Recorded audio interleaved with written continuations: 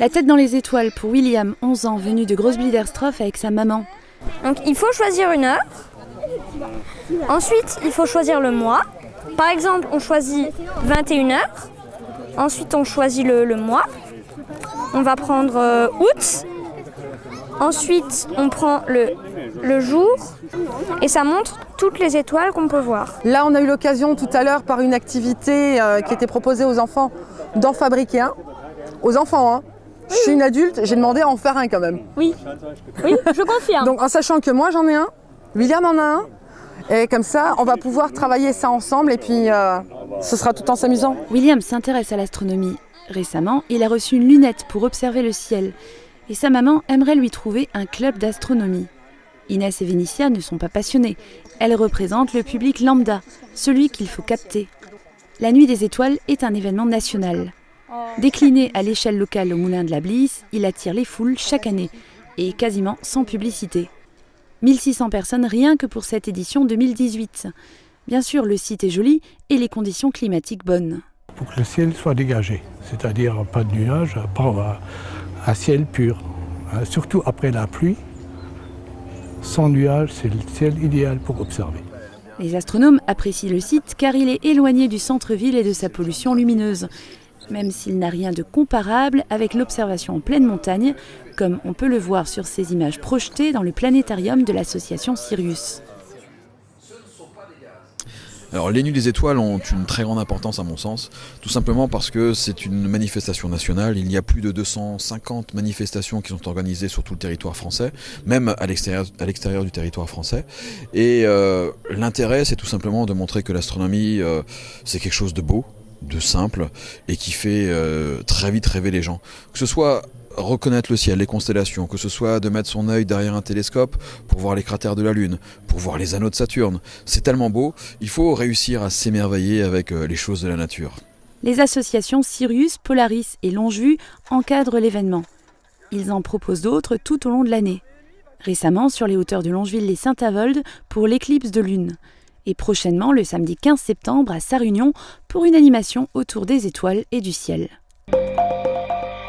20 ans au fil de l'eau, Sarre Spectacle, littéralement le spectacle de la Sarre, est un événement estival majeur. Toutefois, cette année, les organisateurs enregistrent une baisse de la fréquentation. Entre 270 et 280 000 spectateurs, soit 30 à 20 000 personnes de moins par rapport à 2017.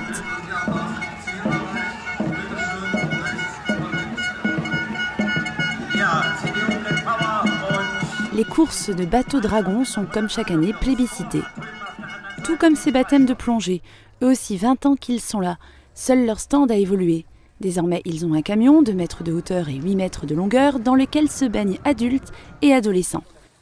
Le baptême est gratuit, dure un quart d'heure environ et se déroule en présence de professionnels. Impossible de plonger dans la Sarre, l'eau est trouble. Mais des lacs permettent la pratique de ce sport dans la région sarroise. Une manifestation comme celle de ce week-end permet de promouvoir le land, ses enseignes et ses associations. 20 ans que les Sarrois utilisent l'eau de la rivière comme une vitrine. Lèguent en votre faveur les paroissiens de la communauté protestante de Sarreguemines. En 2016, acquisition d'une maison à Blies-et-Bersin, un ancien restaurant. Le propriétaire sans enfant a légué ce bien à la jeunesse. Les lieux ont été nettoyés, les extérieurs défrichés et d'ici la rentrée, un appartement sera mis en fonction pour le concierge. Ainsi sécurisé, le pasteur Mahler et son équipe pourront réfléchir aux manifestations qu'ils organiseront à Blies-et-Bersin, a priori des réunions et des banquets. Pour la communauté qui compte 600 paroissiens à Sarreguemines et 1 millier sur le secteur, ce legs est une chance. Un lieu de rencontre à la campagne en complément du temple Square Wilson à Sarreguemines. Aux petits oignons. Tout le monde se voit offrir un bol de soupe. L'hospitalité d'Örmingen est connue. 8500 personnes environ ont fait le déplacement jusqu'en Alsace-Bossu pour goûter les spécialités culinaires à base d'oignons. La fête en est à sa 26e édition et le succès toujours au rendez-vous. Les délais d'attente sont très courts et on ressent vraiment une grande convivialité et la bonne humeur entre les bénévoles. Aux commandes, l'interassociation d'Örmingen. 3e fournée pour ses oignons farcis après avoir macéré dans une sauce au vin rouge agrémentée de lardons. 600 kg d'oignons ont été épluchés, creusés et farcis avant d'être blanchis et cuits au four pendant une quinzaine de minutes. Cette spécialité provient du village voisin, Vollerdingen, où la culture de l'oignon est répandue. C'est un sol qui est le long de l'Eichel, qui est un peu sablonneux. Eux, ils cultivaient les oignons, mais nous pas ici à Ermingen, hein. Donc on leur a fauché le truc et puis voilà, on est devenus les champions de l'oignon farci. Alors le paradoxe, c'est qu'eux, ils continuent à cultiver, mais nous, on n'en cultive pas. La composition de la farce, en revanche, est une création estampillée Ermingen. À base de bœuf, de porc, de migaine, de sarriette, de romarin, plusieurs années ont été nécessaires pour ajuster les ingrédients. Cette année, 1800 oignons farcis ont été servis.